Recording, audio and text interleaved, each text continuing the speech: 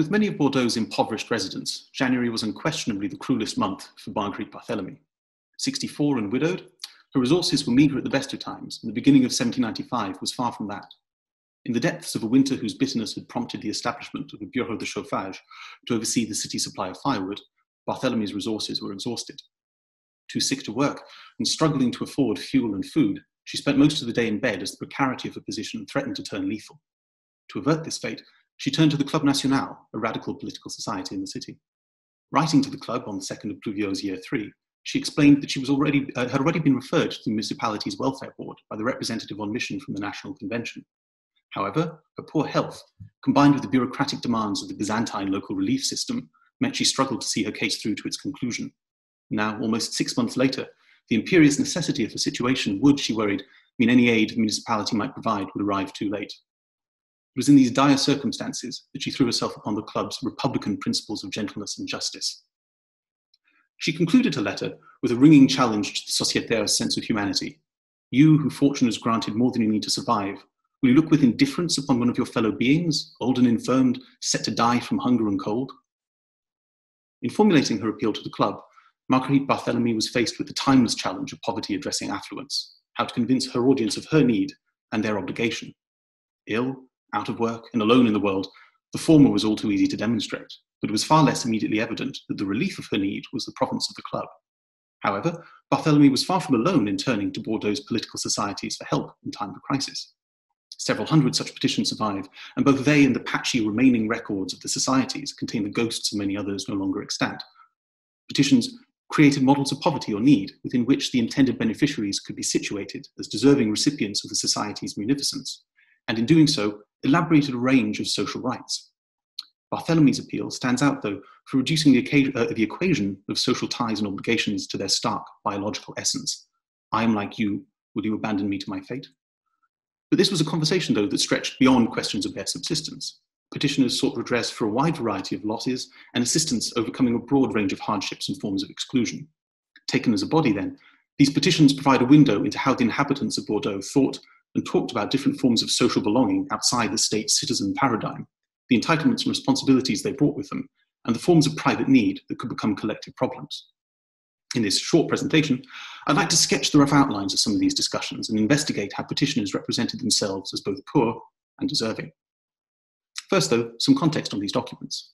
For this study, I focused on 394 separate dated cases for assistance, often consisting of multiple letters, submitted to the Society of the Friends of the Constitution between January 1791 and its dissolution in October 1793, as well as 44 separate dated cases brought to the attention of the Club National between February 1793 and Pluviose year 3. These clubs were the dominant popular societies in Bordeaux during these respective periods and enjoyed considerable influence within local politics. The Friends of the Constitution, otherwise known as the Récollet Club, also included the core of the future Girondin bloc and enjoyed the distinction of affiliation with the Jacobin Club of Paris. However, like the Girondin and Montagnard factions in the National Convention, the political gulf between Paris and Bordeaux societies grew until they excommunicated one another in late 1792. In retaliation, the Parisian Jacobins upgraded the avowedly Montagnard Club National from correspondent to affiliate society. Following the collapse of the Federalist Revolt in September 1793, the Club National emerged as the preeminent force in the freshly purged municipal government, a position it maintained until the Thermidorian reaction. Despite these political differences, though, both clubs were united in their attachment to charity, or rather its more enlightened cousin bienfaisance, as a key element of and tool for the revolutionary regeneration of society. The club's membership differed substantially from their petitioners, as this slide shows, not least in being exclusively male, when at least a third of the Récollet Club's petitioners were female and a majority of the Club National's were. Neither club admitted women as anything but spectators, although several hundred women established a sister society through the Friends of the Constitution, which was then roundly ignored by their male counterparts. The restrictive nature of the club's meetings encouraged the submission of written addresses, as while non-members were permitted to petition the clubs and attend their public tribunes, they were typically barred from direct participation in the business of the session. Public engagement was thus often conducted through written petitions such as these. It's often hard to tell whether the subject of the petition is the author, or even what their input might have been into the finished document. Some petitions were clearly written by professional scribes. One such hand produced several undated petitions for individuals of immigrant backgrounds who all approached the Friends of the Constitution, tears in eyes, to tell in strikingly similar phrases how, without any acquaintances to turn to, they were obliged to vegetate in poverty without daring to bring their case before anyone else. Hiring a scribe cost money, though, and illiterate would-be petitioners often turned to literate neighbours or philanthropists. Further muddying the authorial waters, petitions were frequently accompanied by notes of recommendation from neighbours and local officials, attesting to the indigence or good character of the individual or family. The petitions themselves came in a wide range of forms, ranging from a scrap of paper giving the person's name, a few words on their plight, to letters several pages long, expounding at length on every tragedy to befall the petitioner over the preceding decade. They reflected the wide range of literacy levels of their authors. While many couched their petitions in the hyperbolic language of revolutionary ardour, or the sentimental narrative so beloved of pre-revolutionary pamphleteers, this was not an option for all petitioners. Some turned this to their advantage, using the simplicity of their language to underscore their distaste for the circumlocution of the Ancien Regime. One petitioner, a sergeant of hussars named Lémé, claimed that as a good soldier he did not know the right phrases, but trusted in his service to represent his claim, concluding with the postscript, "I speak as a hussar, society will forgive me." While historians have made great use of these documents in recent years in excavating subaltern voices and viewpoints, it's vital to consider who these petitioners are talking to and whose language they're using. And self-awareness of petitioners like Lémé should caution us against assuming we are eavesdropping on unmediated testimonies. These letters show us how the petitioner wished to be viewed as a deserving recipient of aid, and let us see how they attempted to represent themselves or the person on whose behalf they were writing as such. Analysis then of the discursive field within which these representations occurred must tread a delicate path between the semiotic minefield of culture on the one hand, and on the other, power begetting these fields of discourse. While the charitable activities of the political clubs and the ideological aims and broader poverty discourses which underpinned them gave these petitions their initial impetus and provided a discursive form and context within which petitioners could represent their poverty, these representations were nevertheless heavily conditioned by a wide range of cultural norms and expectations of poverty, in particular of need and merit. Petitioners built upon these background expectancies and selectively emphasized or invented elements of their situation to rhetorically deploy a particular category. The petitions not only reflected contemporary understandings of these categories, but sought to shape them and strengthen the rights, entitlements, and responsibilities bound to them. Historians of early modern state formation have noted the role played by popular petitions in expanding and empowering the state, ascribing to it competencies through the series of assumptions, implicit and otherwise, made in the act and instance of petitioning. This phenomenon was not restricted to state organizations by any means, as these petitions demonstrate. As membership of a given community was constituted through interaction, so too were its attendant rights and duties. Approaching these petitions as discourse-bound mediums then for strategic self-representation allows us to de-emphasize the vexed topics of authorial voice and source credibility. These issues assume a lesser significance when we look instead at how people talked about poverty, or old age, unemployment, an unhappy ratio of income to dependence, or any of the scores of miseries that bedeviled the indigent or precariously situated residents of Bordeaux, and can be taken to imply certain rights to assistance. Instead, we can focus on the common features of these representations. The ways in which petitioners represented themselves thus provides an insight into the normative grounding of the social order of which they were a part, as well as their conceptions of poverty and necessity, of need and merit. These twin themes, need and merit, were inextricably linked in petitions like Marguerite Barthélemy's, where the claimant's need was so acute as to provide its own justification. However, need was far from an objective category, and its parameters shifted over time. While we don't know the outcome of most petitions, it's clear that clubs' correspondence approaches developed in line with these parameters. Although most correspondents were facing a subsistence crisis of some sort, the Petitions Committee of the Recollet Club in particular received several letters that read more like classified adverts repurposed with a hasty sprinkling of patriotism. In the autumn of 1791, Charton, an attendee of the club's public sessions, sent the president a series of letters outlining his life story in some detail and appending to the end of each a suggestion that the club might like to hold a collection to replace his watch, stolen at one of their sessions. A particularly ambitious claim came from the widow Archinard de Lagrange in November 1791, requesting 700 to 800 livres to cover her father's funeral expenses and to meet the costs of moving back to her family home in the nearby countryside.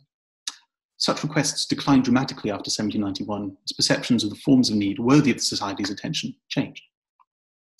For those less fortunate in their misfortunes than the widow de Lagrange, they typically had to provide the clubs with more details of their indigence. While petitioners often attributed their need to limited or reduced earning capacity, only a handful sought to demonstrate this through discussions of actual income. For the most part, Need was represented through vivid, emotive examples that conveyed the stark horror of biological poverty.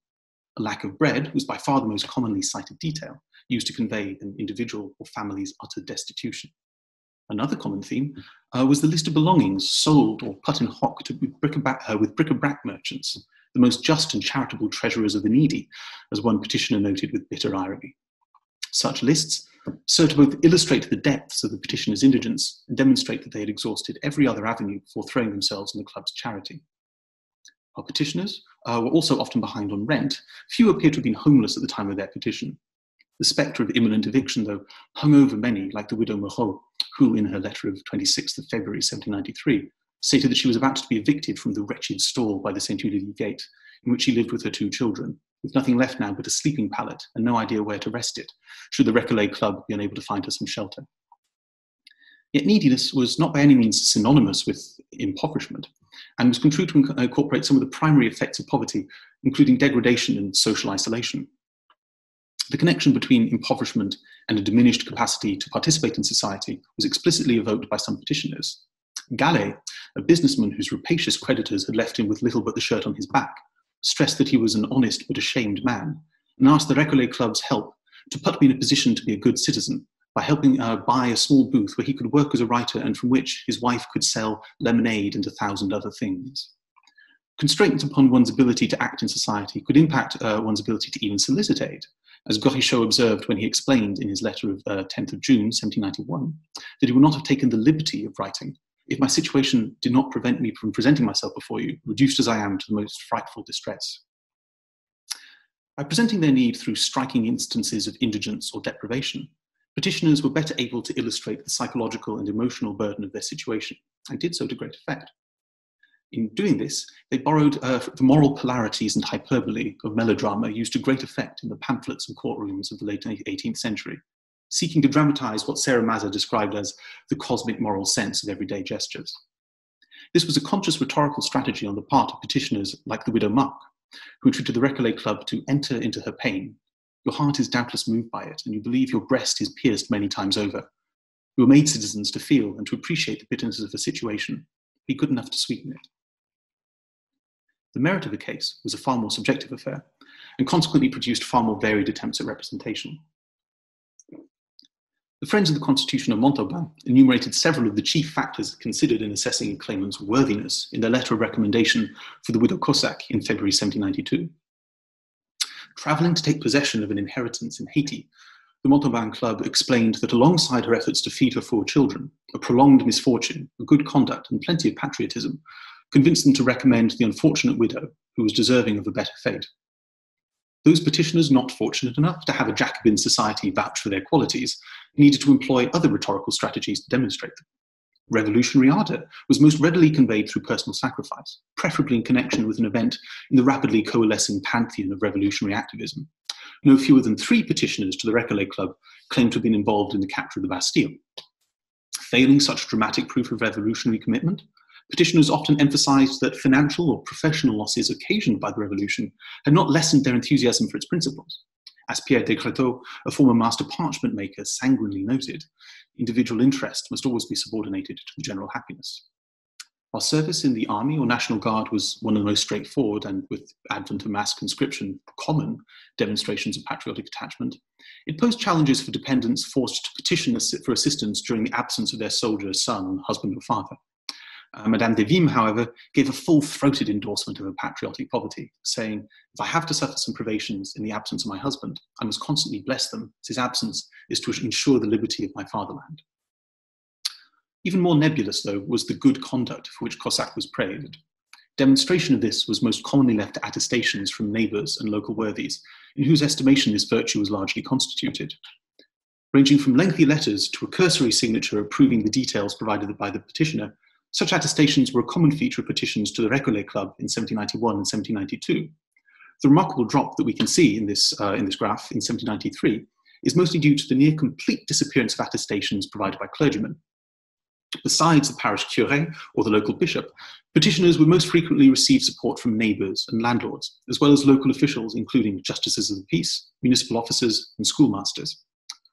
Army officers and comrades in the National Guard would often provide notes confirming an individual's service if seeking aid for a dependent, or if attesting to the bravery of the soldier himself, would often sign alongside a substantial number of the soldier's comrades.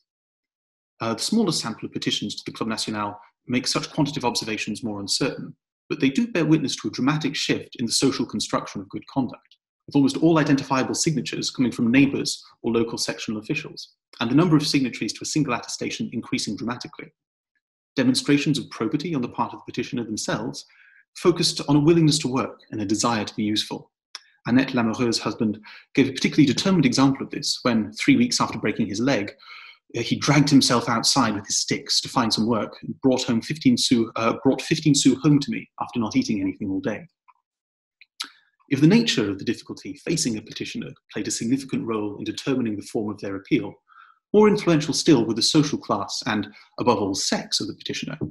The gendered contours of citizenship and community membership, of being, acting, and being viewed as a citizen, were reproduced in these letters in both the categories of merit available to an individual and the values invoked in claiming a category. In many respects, this mirrors the gendering of public insults observed by David Garriock, in which insults used against men and women reflected their different social roles, whereas though insults sought to attack and undermine the values on which a person's social reputation was based, petitions for assistance sought instead to strengthen them. This is particularly evident in the markedly greater tendency of male petitioners to link their merit to a variety of public virtues. As we can see in this slide, almost exactly a quarter of all petitioners to the Récollet Club made direct reference to their patriotism, that of the club and its membership, or both. This rose sharply from the outbreak of war in April 1792 and climbed further still in 1793. However, there was an unmistakably gendered dimension to this, with twice as many petitions by or on behalf of a male petitioner invoking this virtue compared to female petitioners. This rather crude analysis masks an even more substantial gender imbalance in the usage of patriotic tropes, as many of the female petitioners appealed vicariously to the patriotism evinced by husbands or sons in the armed forces. Remarkably, this pattern is continued in the small sample of petitions to the Club National, despite the preponderance of female petitioners, though statistics derived from such a small sample do deserve to be treated with caution. A similar pattern can also be observed in statements of attachment to the revolution and its principles more generally. Female petitioners in the Club to the Club National were, however, more ready to invoke their republican sentiments. More dramatic gender divides can also be seen in attempts by petitioners to demonstrate their personal probity or social utility. A different picture emerges, though, when we move away from these more public virtues commonly held to exist within an almost exclusively masculine sphere. Women occupied a more restricted position in civic life and were consequently limited in the forms of community to which they could lay claim. Nevertheless, female correspondents of the Récollet Club made use of those areas of civic language more conventionally available to them to locate their claims within the most foundational collective identity, that of humanity itself. Female petitioners were as, if not more likely than male petitioners, to appeal to the humanity of the club's members. Female petitioners also sought to highlight their domestic role as homemakers, as well as mothers of future citizens, soldiers and republicans, blurring the distinction between public and private civic functions. This tied into contemporary assumptions of the task of women in the regenerated family, in which a woman's patriotism found its ultimate expression through the exercise of familial roles in a domestic setting. It would be a great mistake, though, to equate domestic with private. Annie Smart has traced the development in the latter decades of the 18th century of the idea of a civic intimate sphere dedicated to reproducing the values and the principles of the public sphere in writings by and about women. Equally, by performing their roles within this intimate sphere, women were able to possess civic virtues and lay claim to a civic identity and certain civic rights. The absence of overt declarations of patriotism or revolutionary attachment in these petitions should not, therefore, lead us to conclude that these virtues were entirely unavailable to female petitioners. Rather, it serves to highlight the heavily gendered semiosis of civic membership and identity in these petitions, and within the political and urban space of revolutionary France more generally. The attempts then of correspondents of these clubs to solicit aid were no less heterogeneous than their experiences of deprivation. While they may have shared a common goal to portray the need of the petitioner or the individual or family on whose behalf they were writing as meritorious, how they went about realizing this goal varied according to the circumstances and identity of the beneficiary. Petitions were a flexible field of discourse, adapting to developing perceptions of neediness, as well as shifts in the language of civic belonging occasioned by changes in government or political context or the outbreak of war. While these external factors influenced the categories of need which clubs would consider relieving and the lexicon through which these categories were constituted, petitioners also sought to expand and enrich the ties of community and mutual obligation on which the philanthropic efforts of the clubs were founded.